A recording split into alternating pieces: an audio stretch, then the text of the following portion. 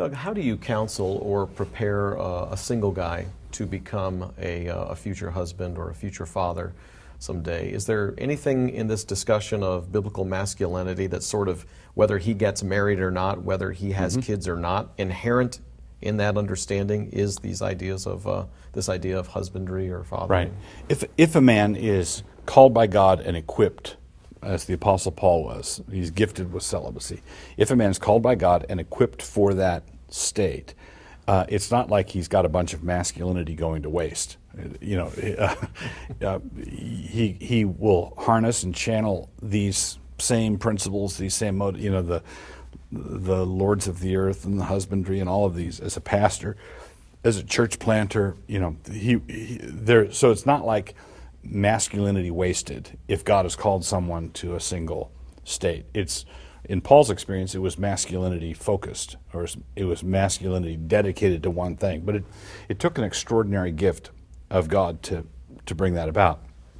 So that said, I would say that, and this is just, you know, thumb in the wind, in our era, in our time, in our day, the young men who are standing around looking hopeless, are 95% of them are not equipped the way the Apostle Paul was equipped. That's the thing that they need to do to prepare themselves for marriage, is to get married.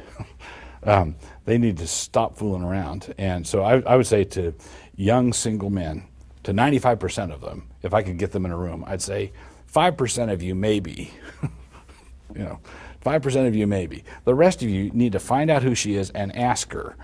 I'll give you 3 months, you know. But I can't tell you how often I talk to pastors who are tearing their hair out over all the godly, marriageable young ladies who are in the Christian circles. And I think this is because men are evading responsibility. Masculinity is the assumption of responsibility. So a generation ago, the average marriage age for a young man was 21, 22, somewhere around that. Now it's 27 or 28. And that trend is carrying over into the Christian church, and I think we just ought to repent and quit it. So that's, but the Apostle Paul, yes, the Apostle Paul, and someone who's doing frontier mission, or someone who's dedicated and obviously called to that. Yeah, I don't have any quarrel with that. But I think I have big problems with saying there's a gift of singleness. I don't think there's a gift of singleness. I think there's a gift of celibacy. And the Apostle Paul had, where he did not struggle with that distraction. With most single men who are postponing marriage, if they had the gift of celibacy, they wouldn't be struggling with porn. It's that simple. And if they're struggling with porn, they ought to get married.